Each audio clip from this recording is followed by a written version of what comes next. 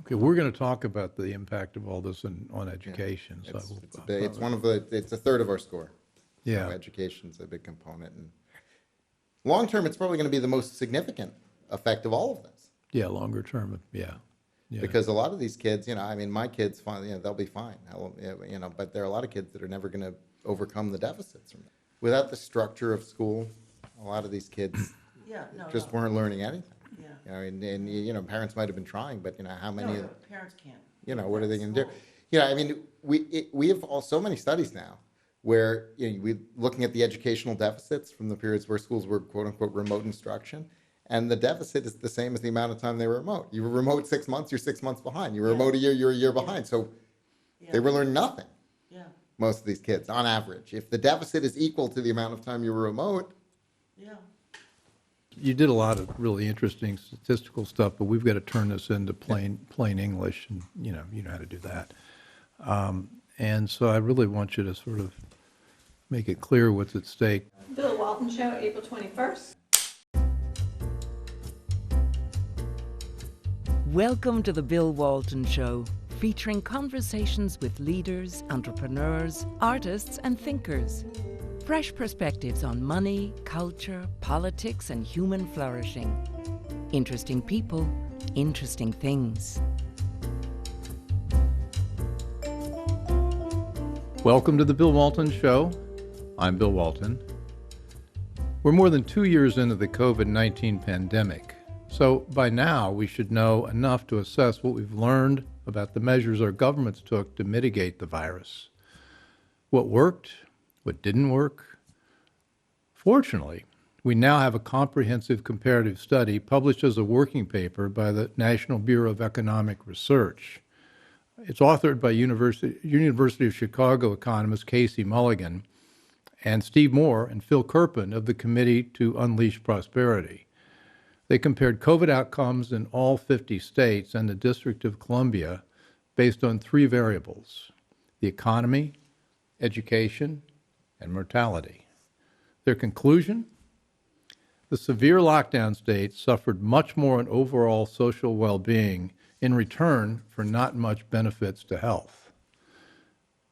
We can't let this conclusion go. We must absorb what we've learned from what worked and what didn't work. We can't mindlessly respond to the next pandemic, and we all know there will be one, with failed policies. To dig into this, Phil Kerpen, president of American Commitment and one of the authors of the study, and a deep subject matter expert on COVID policies, is here today to talk. Phil, great to see you again. Great to be with you, Bill. We came into this about a year ago when we were in midstream, and I think you'd reached a lot of conclusions now, but this is the first chance I think you've really had to rigorously assemble all the data.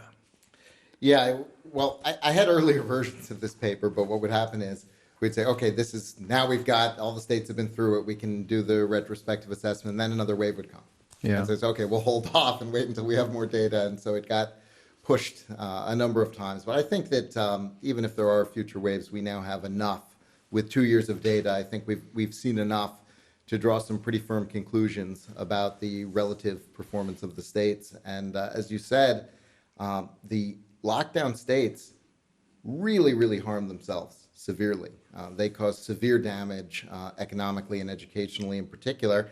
And if you look at, what did they gain for it? Did they get better mortality outcomes? There's really only one state, I think, that you can look at and say, the severe lockdown withdrawal from economic activity correlated with much better COVID outcomes, and that's Hawaii. But Hawaii is so dissimilar from the rest of the country in so many ways, being an island. Maybe you can control a virus through non-pharmaceutical interventions in an island, but it doesn't look like you can do it anywhere else. And by the way, even in Hawaii, the price they paid for that was staggering. Even today, as we speak, they've only recovered 90% of their pre-pandemic employment in Hawaii. 90%. They're 10% down, which is just, no place else in the country is worse than 95%, and a lot of the red states are well above 100. So Hawaii, I would say the one place lockdowns maybe arguably worked was Hawaii, but even there they weren't justified. And you look at the rest of the country in the continental U.S., and there's no relationship at all between the the withdrawal from economic activity and the health outcomes. So we got three variables: health outcomes, economic performance, and education. And how'd you settle on those three? Well, those I think are kind of the three most significant areas, kind of in terms of impact and values and life. I mean, I think I'm not sure really what else you could put in. I mean, I think if you think about the kind of what broadly are the impacts. Well, how did you measure health outcomes? Well, we used two subcomponents of that. One is the CDC COVID death count.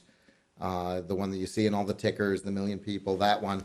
But we adjusted it in two ways. First, we standardized the age distribution for each state to be the same age distribution as the United States overall, because otherwise you're essentially measuring the number of old people in a state, because we have such a severe, there was 1,000 times difference. So Florida has more old people. So right. how did you adjust that? Well, what we did is we took the death rate.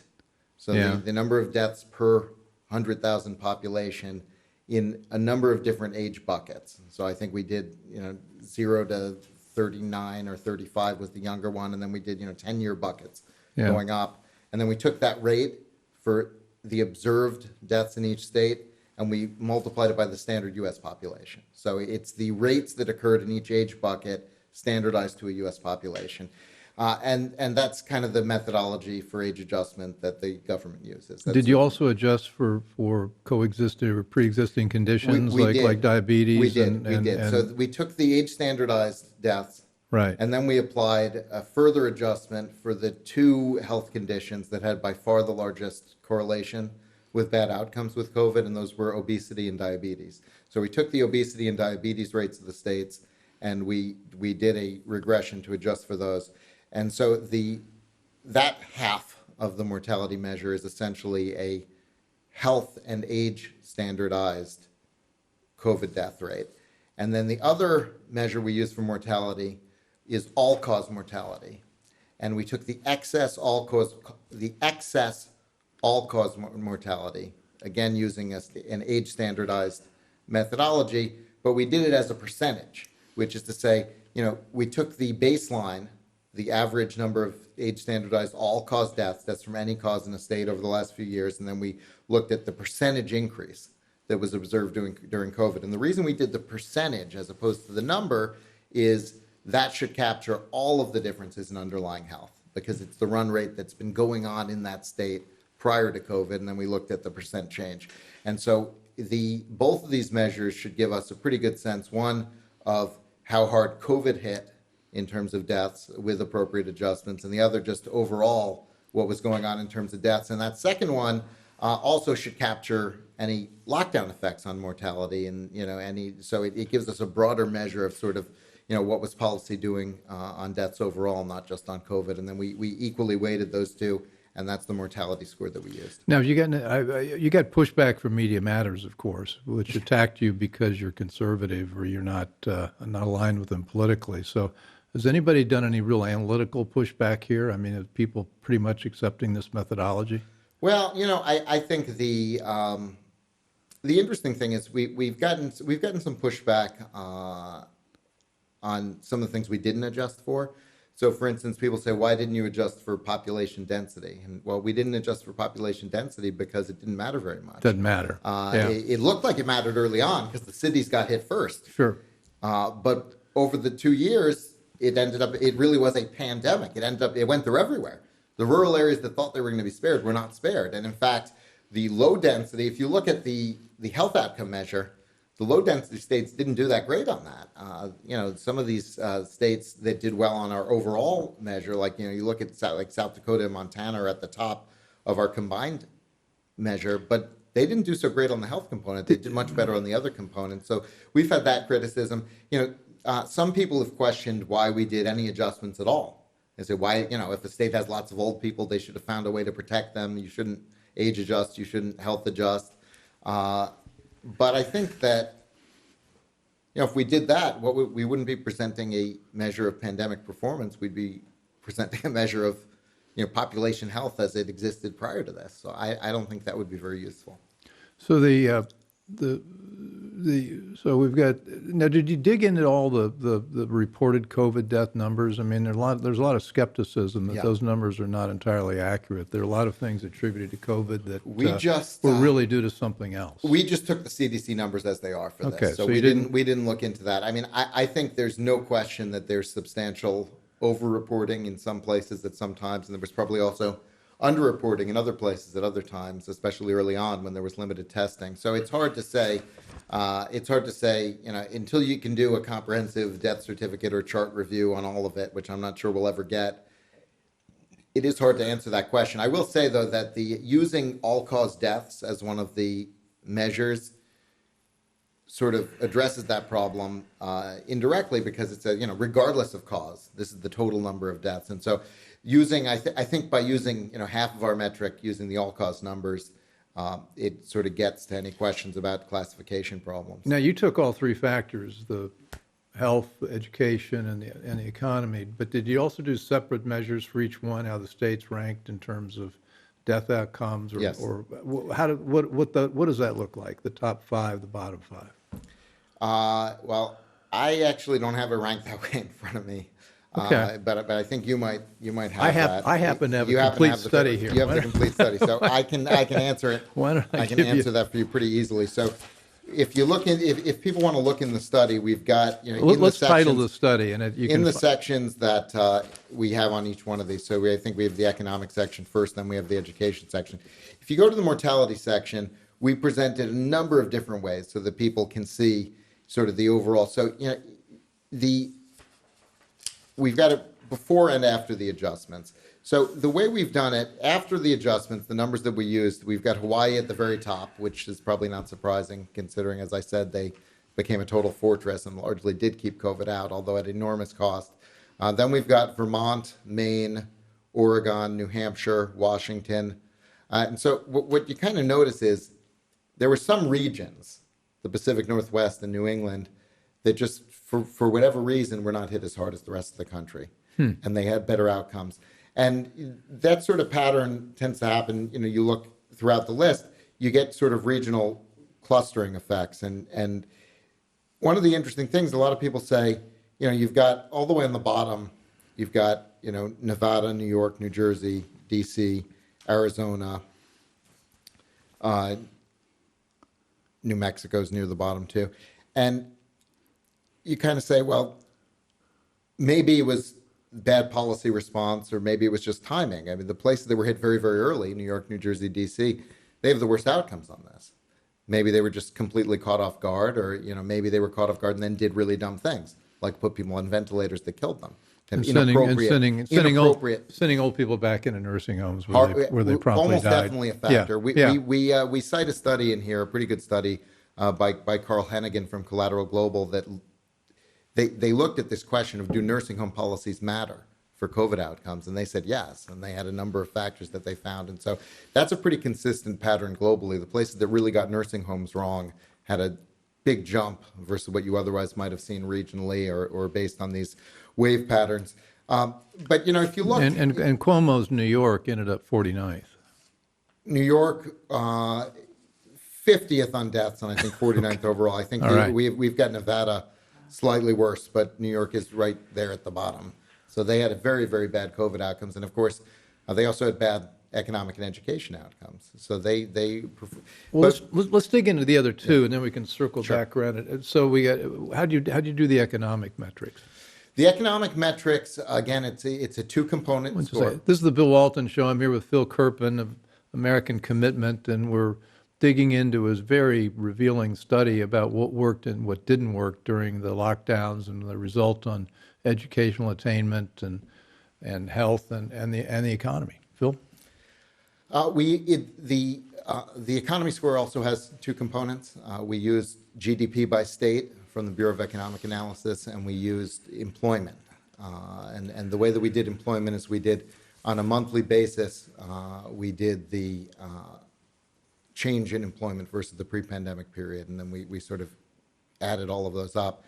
And again, we did adjustments on this as well to adjust for kind of the uncontrollable factors as we saw them. And so things like travel and tourism and oil and gas that were just going to be nuked no matter what because of the global effects, we essentially regressed them out. And so we have a industry, we have the economic components are adjusted as if every state had, an average amount of their GDP and employment in those sort of highly pandemic sensitive sectors. And so you look at states like Nevada. I've seen your equation, so we're going to have to take your word for it that you did it right. I know you did. I know we did it right because I asked Casey to do it. And so Casey Mulligan from the University of Chicago did the regression. And so we're confident on that. So what about let's talk about the educational piece we talked about before we started the show. What's happened with kids? Well, what we used for that is we obtained data from a company called Burbio that very closely tracked schools across the country. And what we used was the percentage of in-person learning for the 2020-2021 school year, so that we would have a complete school year with a complete data set. And the way they did this is if they were full-time, it was 100% weighted. If they were on a part-time or hybrid schedule, it was like 50% weighted.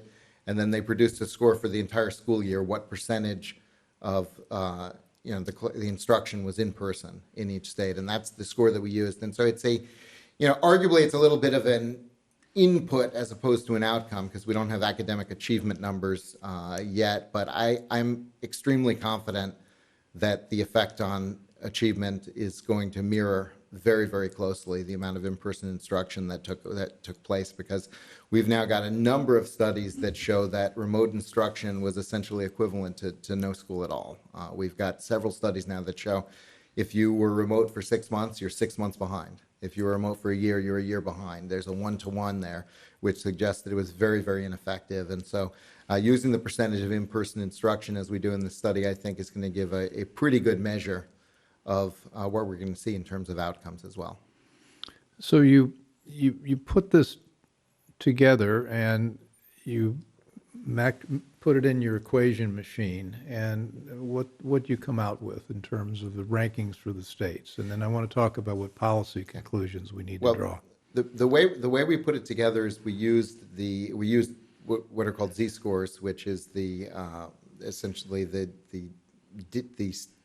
number of standard deviations away from the mean that each state was in each one of these categories, and then we sum them. And so it shows you, it sort of gives you an equal weighted score, how much better or worse than average each state was, and then we transformed it to a 0 to 100 and gave them letter grades, so that it would be something people are more familiar with and can kind of wrap their arms around and understand. And what we found at the top, the states that got A+ were Utah, Nebraska, and Vermont. The A's were Montana, South Dakota, Florida, New Hampshire, Maine, and Arkansas.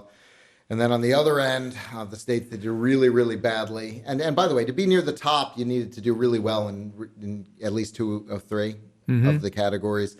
And to do really badly, you had to be pretty bad in all 3 to reach kind of the bottom. The states at the bottom had very low scores. They were sort of across the board, poor outcomes.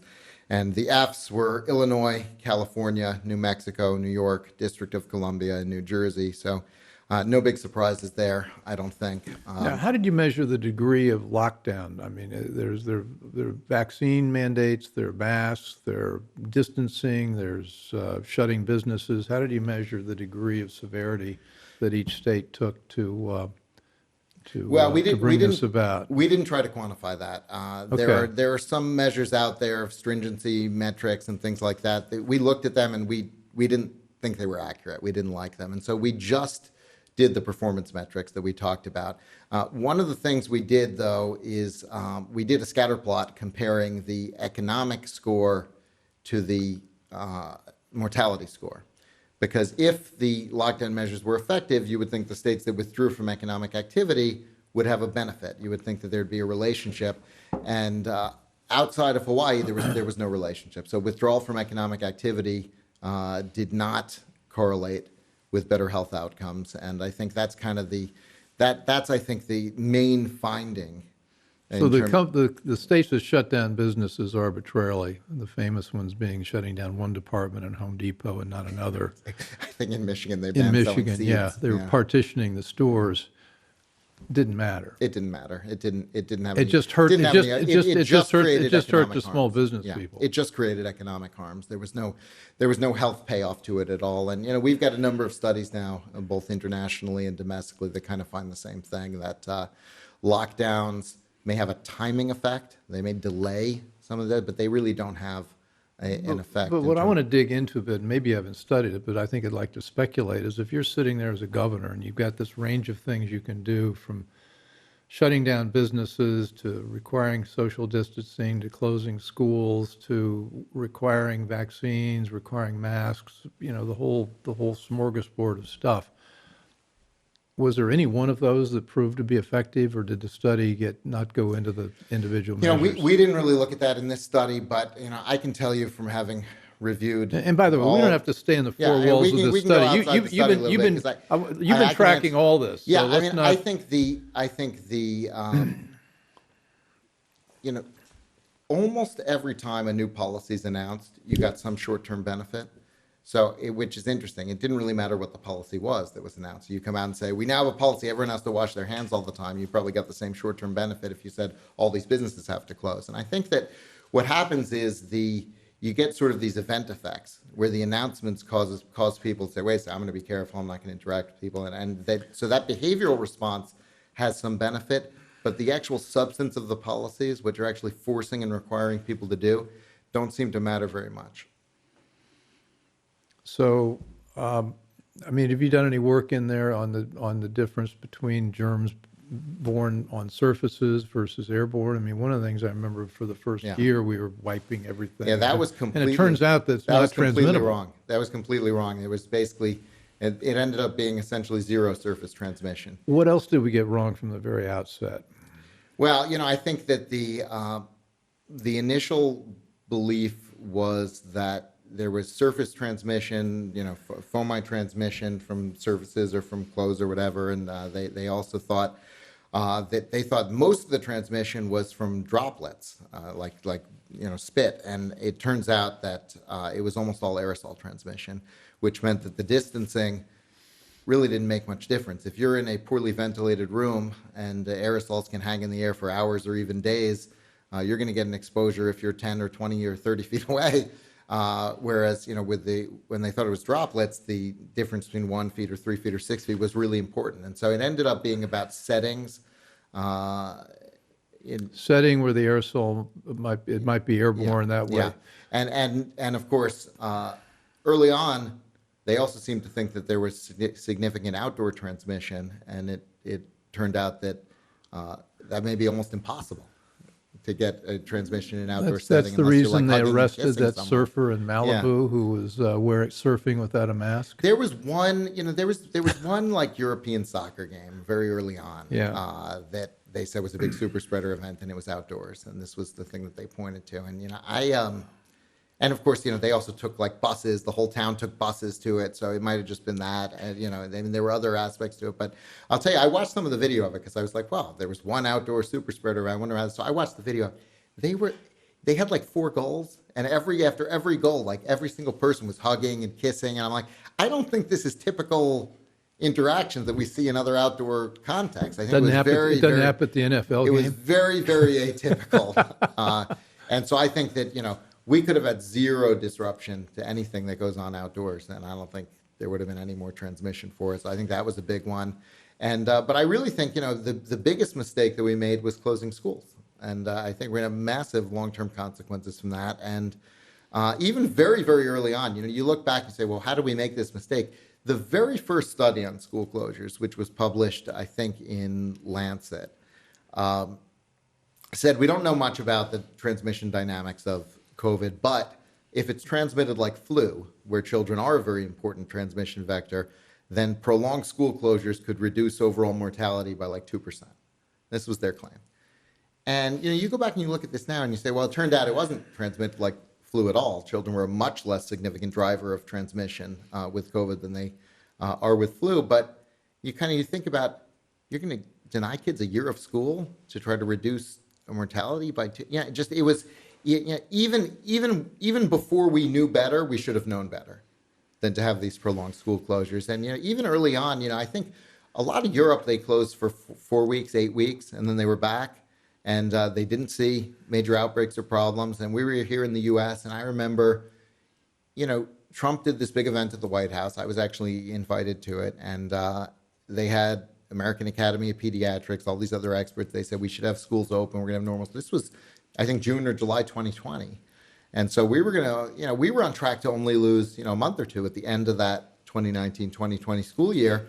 And it just became, there was just this insane political backlash after that event. I want to say 10 days after that event, American Academy of Pediatrics reversed their advocacy, literally in a joint statement with the teachers' unions. They said, no, actually, schools should close. Okay. And that, to me, was sort of the pivot point. Yeah. And it, it actually got even worse. You might have thought, okay, they're doing this. They're going to lock all these kids out of school, cause all this harm, just to win an election or just because they hate President Trump and want to prove him wrong.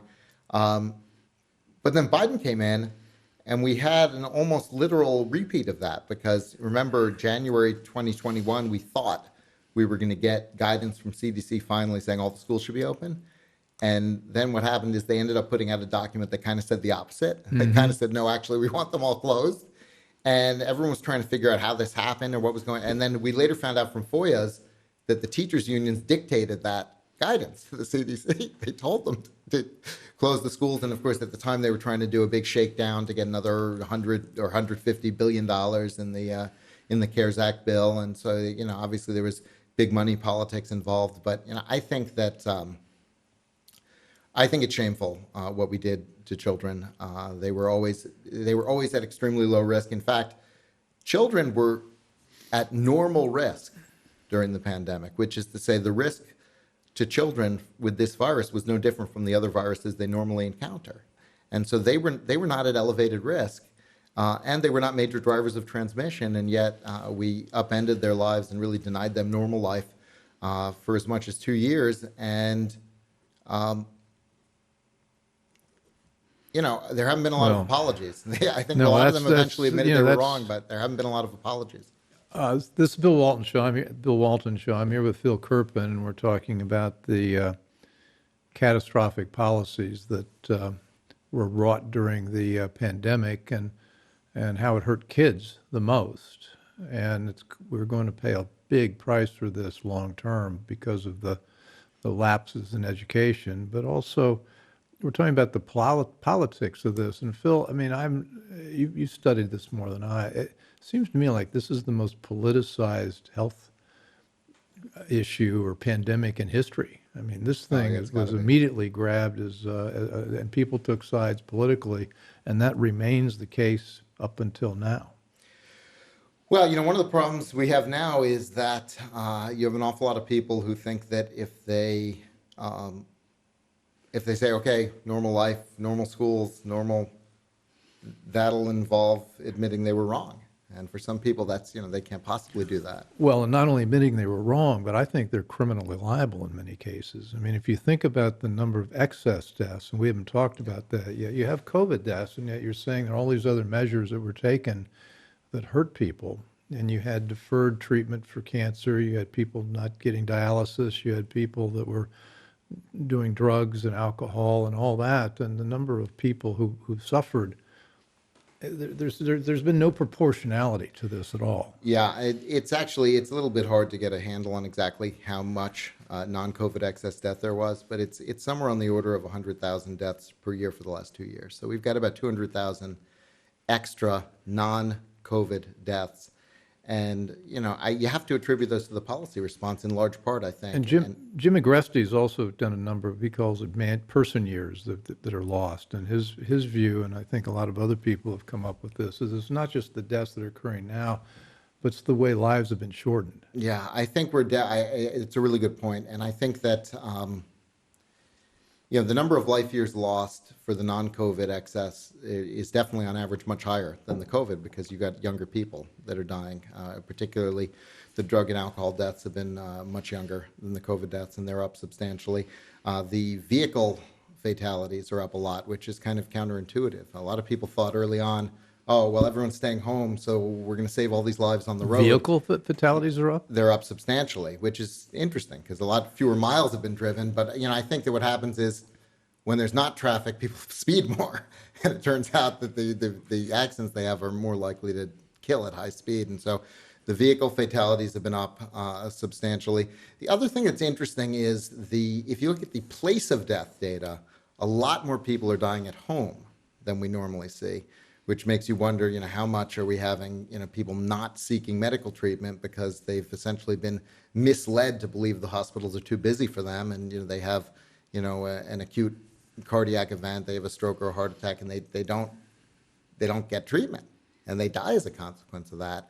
And so those, I think, are some of the reasons we've seen significant increase in short-term, the excess deaths that have already happened non-COVID. But then there's this other question, which you raised, which is, what's the long-term impact of discouraging so many people from engaging with the healthcare system? How many cancers are going to be detected much later with a much worse prognosis as a consequence of people staying away from healthcare for a couple of years? And the other thing that really drives me nuts is, I look at the hospital utilization numbers pretty closely, and we have not had a single month in which inpatient admissions or ER visits in this country were higher than 2019 since the pandemic started. Before the pandemic. Yeah. We've not reached normal levels in a single month since the pandemic started. That's how much utilization has collapsed. So even when we've had the big COVID waves, other utilization has gone down dropped. so much that our overall utilization has still not reached 2019 levels in any month. And, that's the healthcare crisis that they never really talk about. They don't. Well, that's yes. I'm sorry, I'm just jumping. Yeah, well, right. I mean, I'm violently agreeing. So we have all these stories, all these headlines about, oh my God, there are all these COVID people showing up at the ER. And you say, okay, but wait a second. If the total number of ER visits is still lower than it was in 2019 for this month, when you have then what is that? Who's not showing up? Well, you know this already, but one of the iron laws of economics is the seen and the unseen. And, Adam Smith called it the invisible hand, but we've got the things we see, which are the COVID numbers maybe, but what we're not seeing is everything else that's bad that's going on. And that's what's not getting reported. Even now, you listen to the local news and somebody will come on, well, hospital admissions have risen. And then they just stop, like there's no other news. And, what's that mean? Well, I like to look at the hospital numbers I like to look at the hospital numbers, not the COVID chart that you see on TV all the time, but I have a different chart that I like to use, which is the total number of staffed beds, and then as a subset of that, the ones that are occupied, and then as a subset of that, the ones that are occupied with COVID, because it puts into perspective what a small percentage, even in the worst sort of COVID waves, what a small percentage of total capacity is actually used by COVID. And the other thing that's kind of interesting when you look at it that way is the top line, the number of staffed beds, has kind of gone down consistently throughout the pandemic, which is not what you would expect if you've got a stressed hospital system. You would think we'd be adding capacity, but we were actually losing capacity. Well, you talk about the huge cost in education, having it shut down, the kids, the education lost, and that'll linger for decades. But I'd also argue the economy. You can measure unemployment, you can measure GDP, but the impact on the supply chain. Part of the reason we're looking at inflation now, part of the reason we're looking at shortage of many things we used to take for granted as Americans is because of what we did in shutting down all the small businesses. And people don't understand the economy. You understand this is such an interconnected, interwoven fabric that you take one piece out and all of a sudden nothing else quite works. And we injected that toxicity into our economic system. I still don't think we've recovered. Well, it's very hard. The economy's not a machine that has an on-off switch, and you can just shut it down for a while and then turn it back on, and everything's fine. I know Steve Moore, the co-author in this, talks about this all the time. I mean, what did you guys conclude from your study? Well, obviously, some states were hit much harder than others, and some, the states that had relatively short disruptions were able to recover, pretty quickly. And we just have this massive disparity. And as I mentioned, I think we've got a dozen states now where employment is higher than it was before the pandemic.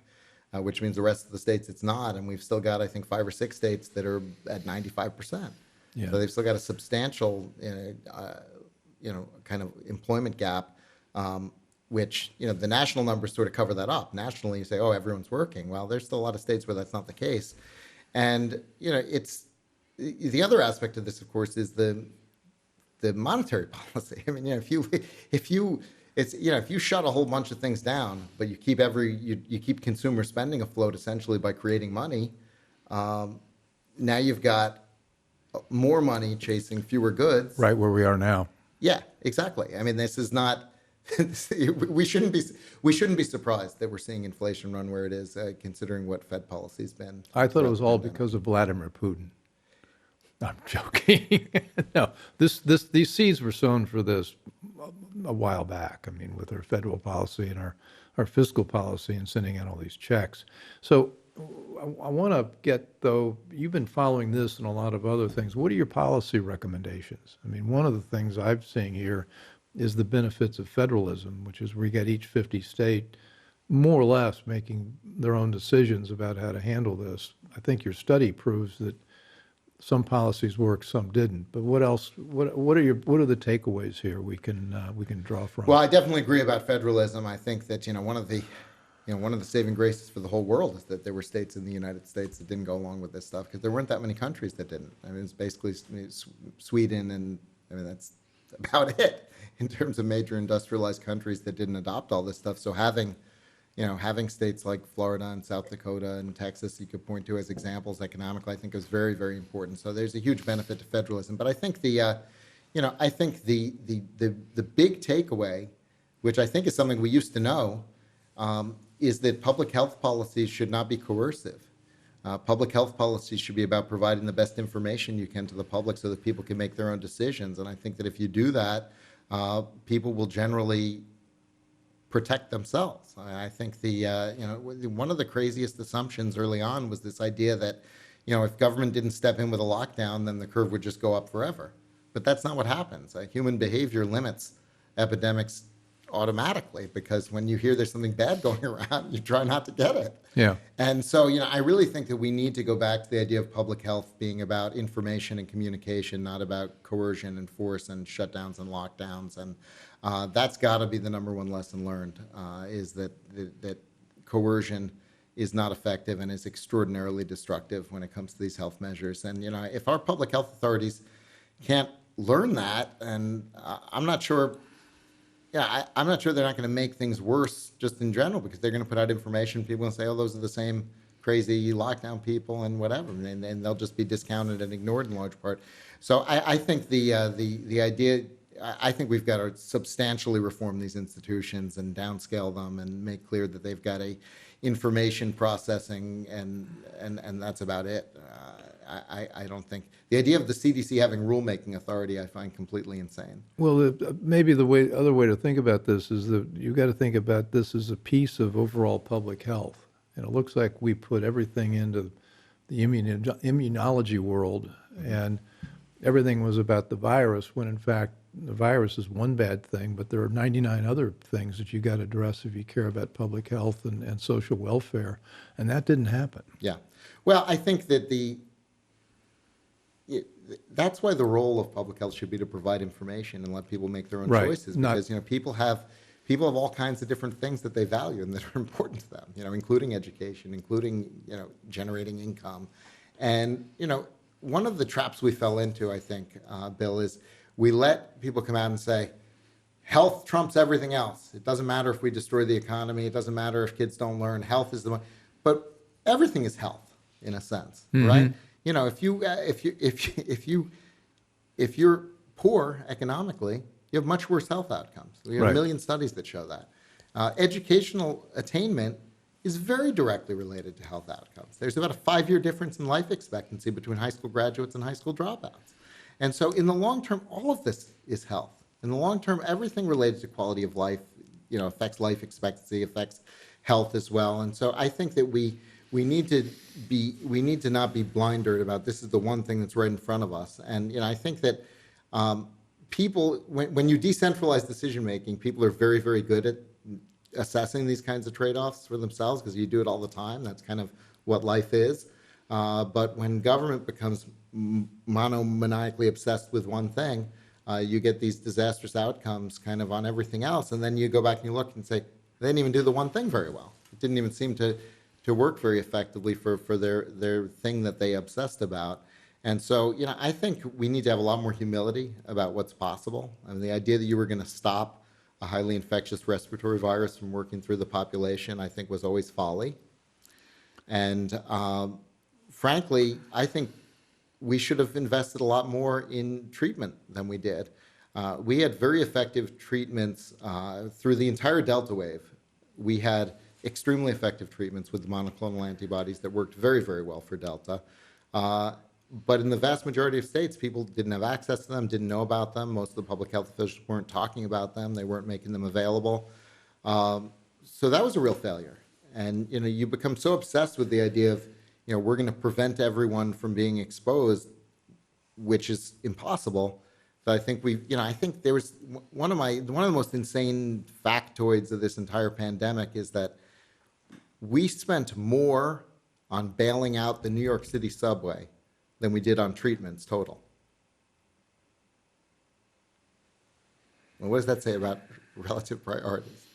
Well, it means we need leaders, not politicized wonks. That's terrible. I mean, Isn't that horrible? Yeah, that's unbelievable. But then the other aspect of it is, but we also had the wrong system for Yeah. developing and distributing treatments because we decided we were going to do it all through the government. They were going to have a purchasing monopoly, and they were going to do the weekly allocations and decide how much each state gets.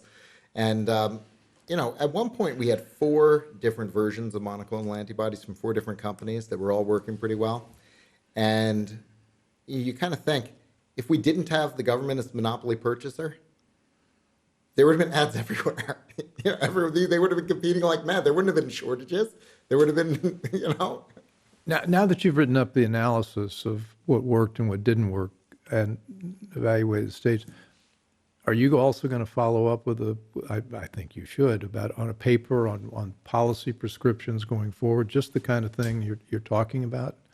I mean, I think a handbook for people, at least for citizens, to use to hold their government accountable would be extremely useful. Yeah, it's a good idea. There are a few kind of follow-up analyses that we need to do. One is a lot of people have been asking us why did the southwestern states do so poorly?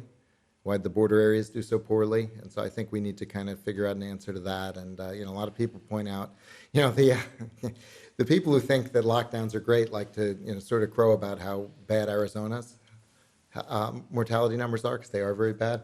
But then you point out New Mexico is equally horrible right next door. Well, they did every lockdown and shutdown and school closure and so forth. So I think there's some regional factor there that we need to sort out. That's kind of on our list to figure out. And there are a number of other things. But I think we do, to the extent that we can understand what happened, we've got to prevent these mistakes from being made again. So I think some sort of a policy recommendations, takeaways thing would be helpful. Although I think that it might be better if that comes from people with a little more health credentials as opposed to economic credentials. So I don't know. We're working with some other. The answer is yes. Okay, let's do it. We'll figure out the best way to get something like that. I know. I'll try to help make that happen. So Phil Kerpen, thank you. Anything you'd like to add to this, I guess, excellent analysis and diagnosis of where we go from here? I just think that whatever else we do, we've got to give kids normal life. I think that's the crucial, most important thing right now. 2 years is way too long. For me and you, it's a blip in long life. For kids, it's their whole world. It's everything they've known. And it's too much. It's too long. And even if we have another horrible wave, or if we have another brand new horrible virus, we've got to do right by the kids first and foremost. That's my biggest takeaway. Great, thanks. This has been the Bill Walton Show. I've been here with Phil Kerpen of American Commitment. And Phil, where can we find you? You can find me AmericanCommitment.org. You can find me CommitteeToUnleashProsperity.com, which is where you can sign up for the daily newsletter that I do with Steve Moore and John Fund. And you can find me on Twitter. I'm a little bit of an addict on there. That's my last name, Kerpen, K-E-R-P-E-N. K-E-R-P-E-N. Yeah. So you haven't been banned on Twitter. Not banned yet. And if Musk's transaction closes, maybe conservatives will be That'd be a clear. happy thing for everybody. Yeah, we'll see. He supposedly has the funding secured, but he said that right. before, obviously. Well, anyway, thanks for joining. And as always, tune back in here where we dig into what's true and what's right and what's next. And we're trying to stay ahead of the curve, and hopefully we've provided some information here that'll help us deal with the next pandemic effectively. Anyway, so thanks for tuning in, and we'll talk soon. Bye. I hope you enjoyed the conversation. Want more? Click the subscribe button or head over to thebillwaltonshow.com to choose from over 100 episodes. You can also learn more about our guest on our Interesting People page. And send us your comments. We read every one, and your thoughts help us guide the show. If it's easier for you to listen, check out our podcast page and subscribe there. In return, we'll keep you informed about what's true, what's right, and what's next. Thanks for joining.